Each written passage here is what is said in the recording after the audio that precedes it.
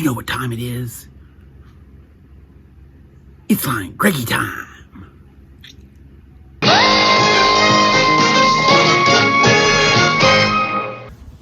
Good morning, it's Greggy here, and we're on the next vlog here. And just wanted to bring some information to you today. We've been going to lots of doctor's appointments. Both Mom and I have. And it's been crazy. It's been crazy. Well, the fair ended on a great note, to let you know. And thanks for all the help that came to support us. We had over 18 outside people come and help us after I put the plea out there. And that was great. We could not have made it without your support. That's the car starting up because I'm sitting here in idle mode here in a parking lot. This is the best place to vlog because there's like a lot of noise at home with TVs running and this and that, and YouTube having an issue with doing copyright stuff. You can't have running in the background, so it's best just to go to a nice place where you can do this and not be bothered. But at any rate, like I said, the fair ended on a great note. The club broke even and made some more money, and this is great. Now, you might ask, where does all this money go? Okay, and to tell you the truth, we have what are called projects. They are in our district. Each club is part of a zone, and each zone is part of the district. So our district is 14M, and we encompass 41 different clubs in our district. Okay, and so I will put up over here the projects. We have things like Leader Dog, Leader Puppy, which are the seeing eye dogs. We have the Beacon Lodge Camp for the Blind. We have some other projects, Vision and Hearing. We have taken on diabetes awareness. We do those kinds of things. We're taking on drug awareness. We do those, you know, for the kids and everything. So we have a lot of projects going on, and those projects are funded by Lions clubs. And so with that being said, every club raises money and then gives to those projects, including the Blind Association. So basically you have to have a budget. In that budget, you account for those things, and the money that we raise goes towards that. Ad hoc projects, meaning there's a disaster in the community or something like that, Lions clubs can step in and do within the zone, like we did with a fire victim at the last cycle. The zone got together and we drew money from the different clubs. We applied for a matching grant, got the matching grant for that, and this fire victim was able to, I mean, it wasn't millions of dollars or anything like that, but she was able to lessen the noose around her neck because, you know, the bills don't stop when your house burns down. Just saying, okay? So we were able to help out there, help out with any grocery needs, stuff like that with this type of money. So that's kind of where that goes. Now, what have Mom and I been doing? Well, the fair took a toll on us. It really did. For those of you who do not know, I have had about 4 blood clots in my right leg. And those blood clots have expanded my veins and collapsed valves. And it has caused a lot of damage. My right leg is like a train wreck inside.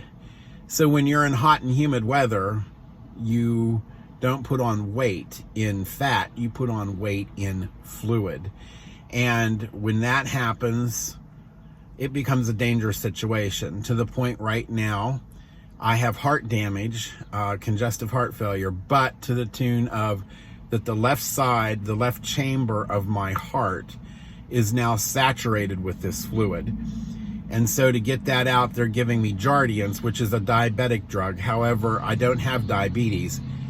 This drug also works with the heart to flush sugar and fluid from the heart.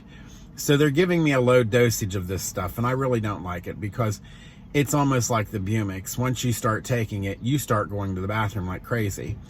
Now, I have scaled back my workouts. I'm doing only an hour. I'm doing more of a full body without legs because I don't want to aggravate this right leg. So, and I can't do cardio because of the heart. So now we're doing about an hour-long workout. I look at it and say, I'll do them on machines. If I pick up plates and start dragging plates around, that's going to be more weight on this bad leg that I don't want, because they found out that there's instability in the ankle where the clot was, and that's dealing with the Achilles tendon now. So yeah, that's why we use a wheelchair and all that. Now, what's Mom? Well, Mom packed on a lot of fluid too, and I'm more worried about her than I am me, because that's my mom.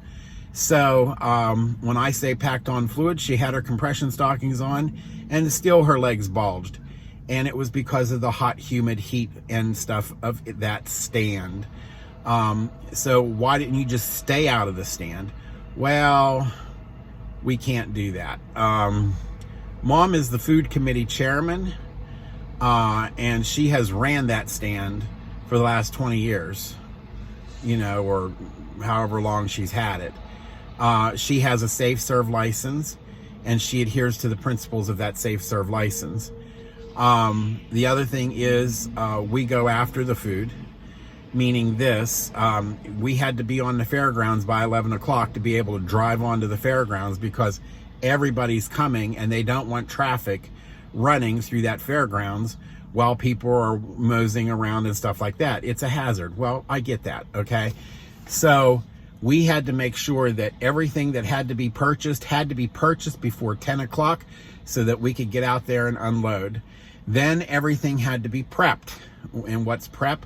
Well, prep is you get your nacho cheese ready, you get your burgers ready, you get this, you get that, you get the other. It takes some time to get that done. Do onions need chopped up? Does this need done? Does that need done? Does the pop need reset from the night before that it wasn't done?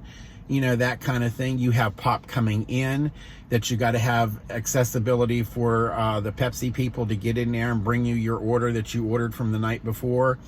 You know, that kind of stuff. So all that takes a toll on you after a while. From my end, because I'm the treasurer in the financial end, I can tell you we do run a cost accounting system there. I know exactly what each menu item, how much it costs to produce that item. The committee got together and I showed the committee how it's done. So we worked on it and we made prices for all those things. And then I take care of it through a cash register, the inventory. With the help of Mom, she goes through and she checks to make sure the inventory is correct, because you have to have the stuff to sell, of course. D'Amico's would come and bring food to the booth, and on delivery we had to make sure that the booth was open and that.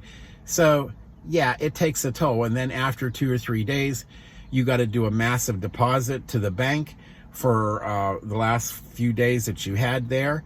That has to be counted at home because you can't count it there. There's no place to count it, that kind of thing. So yeah, it's very stressful, and all that stress takes a toll on your health. So she had to go see several doctors after it was all said and done. They adjusted her medications. The fluid is coming off slowly. It's not all the way out yet, but it's coming off.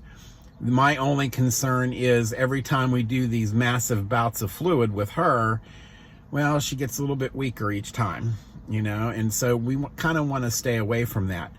So we put out a plea that we really need to get club members, okay?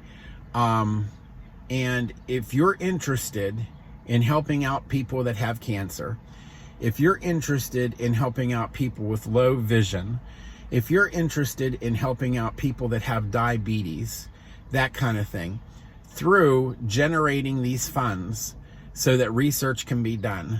So that, you know, one of the projects that we do, I'll put a picture back up here, we had extra Gatorade left over. And one of the projects that we do is to take and do drives with snacks and stuff like that up here to this Hillman Cancer Center. They do over 100 treatments a day for cancer, which is ungodly. That's how much cancer is rampant around here. And that's just one center, okay? At any rate, when you do a cancer treatment, the person's body becomes exacerbated. I mean, they're hooked up to chemotherapy for several hours, okay? And they sit there, and sometimes they go to sleep, or sometimes because it's just exacerbating on the body. So what they do is they give them snacks that have sugar in them to bring up that blood level and make sure that they're okay enough to go home. Well, they can't keep the snacks coming in fast enough. So our club does these snack drives, and we do that as an administration thing. We'll get together and we'll say, hey, we're going to have a snack drive.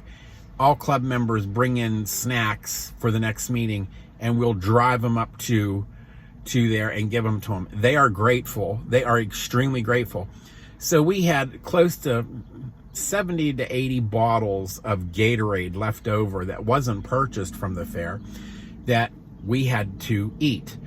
Well, nobody wants that because it's all sugar-based, and a lot of us are trying to lose weight and that kind of thing. But who can use it? The Cancer Center. So we donated all of it to them, and they were very grateful. And I asked the woman, I says, will you think this is going to help them? Because if they can keep it down, it's wonderful for them. Okay, fine. You can have it all. And so we gave it all to them. Most of it was fruit punch. It was the stuff that didn't sell. So, you know, that's the kind of things that we do. So I'm asking, you know, our club is starting to dwindle. We're starting to come down in membership.